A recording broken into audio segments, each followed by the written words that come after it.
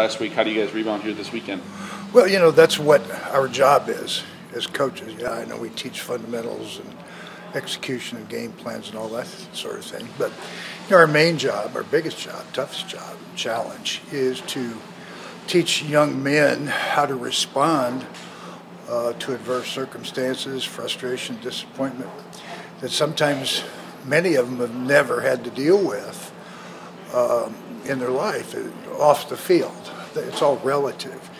You drop a game, you're disappointed. Most of you guys haven't been around long enough to see us do that. We went 730 days without a defeat. I've been in this a long time, and you have to understand that's not going to go on forever. Each and every time you go out on the field on a Saturday, there's a chance. It's going to go one way or the other. And there's a lot of little things that separate what happens in outcome, winning or losing. So, that being said, that football game last weekend, they won the line of scrimmage on both sides. And at that, we still had our chances late in the ball game to win it. I mean, they're kicking a field goal with a minute to go. And I thought, Cougar way, we're going to find a way to block it, scoop and score, and win a game. So even though that I felt that they did the same thing to us with the run that we did to them last year with the pass, that's to keep offenses off the field so you can control the football game. So, came up short. They're a great team, we're a great team.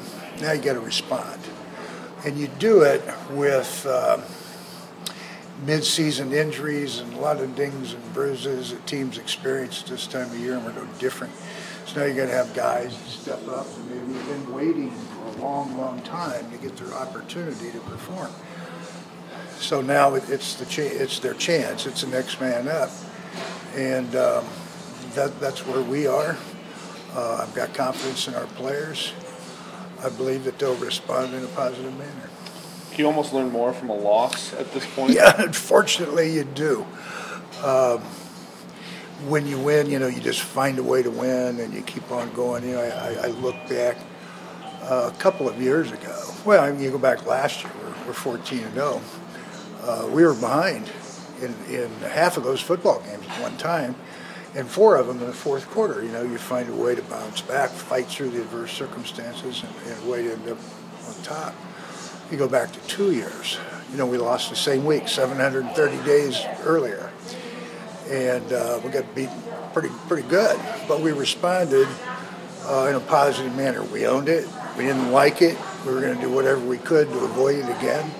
And that's what you have to do when you experience setback. And that's the thing I think we as coaches get to do that's so rewarding in the profession that we're in. Because we teach kids that may not have an opportunity to learn how to respond positively when things don't go the way they want them to go. What have you seen out of the guys this week? Good. I mean, again, we're playing with Band-Aids right now, but, we got guys that didn't like it. Obviously, if they accepted it, then I would be disappointed. What challenges does Concordia bring this week? They're a good football team. They've come a long way. They started out taking their lumps like we did when we started. And I think that they learn that there's got to be a real institutional commitment if you're going to compete, particularly in this league, because you've got over half the league that probably are playoff caliber teams. And they've done well. They're well coached. They're a team that plays hard. They have character. And it'll definitely be a challenge. Anything they bring different to the table this year? I know they're ranked 14th. They're always a good team, but maybe a little different to the table? No. I mean, they play hard systematically. They do a lot of the same things. Good teams don't change their spots a whole lot unless there's drastic personnel changes with graduation. They built their offense around a great tailback, Joe Connor, who has been dinged up. Their one loss, he didn't dress. Sure, he'll be back ready to go this week. We've had some of the same things. Jay Green's been out since game 2. So, you have to reload. You have to figure out ways to play with who you have and not who you don't have, and find a way to get it done. At this point of the season, what can you say about the development of Matt Crable? Well, you know, he's got to get some confidence in himself. He's very capable. He's a talented athlete. You know, he's got an arm. He can make plays with his legs. We have to get a rallying point around him. He's got to have teammates that bring forth some energy and confidence. And, you know, we graduated some great leadership as well as some great players in that offense. We graduated 6 to 11. So, you know, we've got to have some guys that haven't been in a leadership role before to step up, and it's influence. You know, it's not sideline pep talks or anything like that. It's influence. How do you respond when things get tough? How's your mojo when, you know, you're down by 6 in the fourth quarter? What do you do? How do you make a play? And we've got to have some guys do that, both sides of the ball.